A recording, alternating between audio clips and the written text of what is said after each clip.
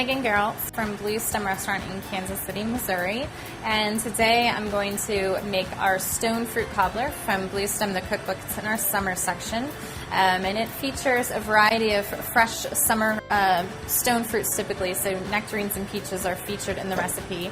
We also ask for assorted berries. So we're going to use today some blueberries, blackberries, and strawberries. And our peaches and nectarines have been peeled and sliced to be all kind of the same size because you want your fruit about the same so it'll work well together when it bakes. Our spices, which is cardamom, nutmeg, cinnamon, a little cornstarch for thickening, fresh sugar, vanilla extract. We're going to use fresh grated ginger and orange zest. And then we're going to top it off with some sugar cookie dough that's in the freezer chilling. So to assemble the cobbler, it's very, very easy. We're just going to take our fresh fruit and combine it all in a bowl. And we're just going to mix it by hand. There's really no wrong way to do this recipe. You can mix out the fruits as well. If you don't care for strawberries, you can omit them. If you would rather use just all peaches or nectarines or all berries, you can certainly do that as well. We're going to add a good amount of sugar to it. This is about 2 tablespoons roughly. It's measured out precisely in the cookbook, but I do have a note in there that just says, remember to taste your fruit and adjust your seasonings and your sugar as needed.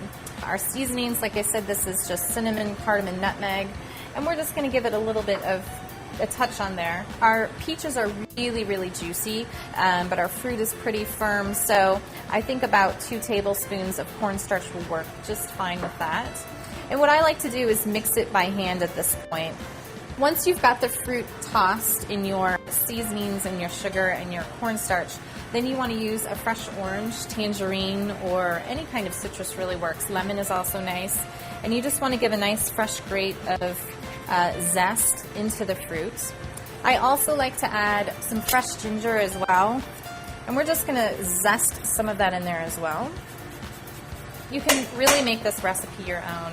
I love nutmeg. It's one of my favorite spices, so I almost always include that in things, but you don't have to. After the zest is added, toss in your vanilla extract. What you want to do with the dishes is we want to sugar and butter them. So of course we're using Plugra butter, which is amazing, and we're just going to butter them by hand. The butter will help add a little bit of creaminess to it. It'll give it a little bit of fat that I think is needed. And overall, it just kind of helps to bind that sugar that we're going to put in the molds as well to the ramekins. And it kind of gives a nice crust to the side.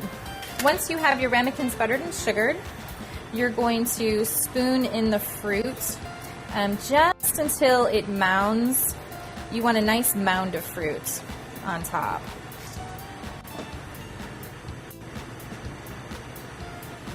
After you have all of your fruit mounded nicely in your ramekins, you want to pull your sugar cookie dough out of the freezer. This has been sitting in the freezer overnight, so it's nice and hard. It just makes it easier to cut. So what I do is just cut off strips of the dough so that they're about the same size, about a ½ inch or so. And they don't have to be perfect. Again, you're making cobblers, so it can be a little bit rustic. And you're just going to cube it up slightly. And we're just going to dot the fruit like you would with butter when you're making a pie. And I kind of take it and flatten it just slightly with my hands so that it will actually kind of sit flat on the fruit.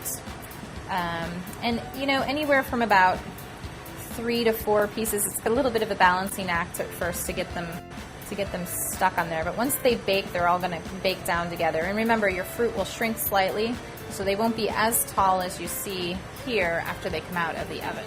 The last thing you want to do is also dot a little bit of butter in the dish as well. Just like we did because we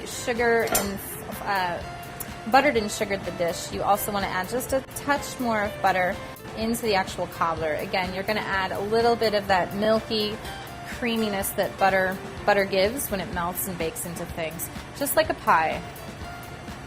You want to just dab a little bit of fresh cream over the tops of your cobblers.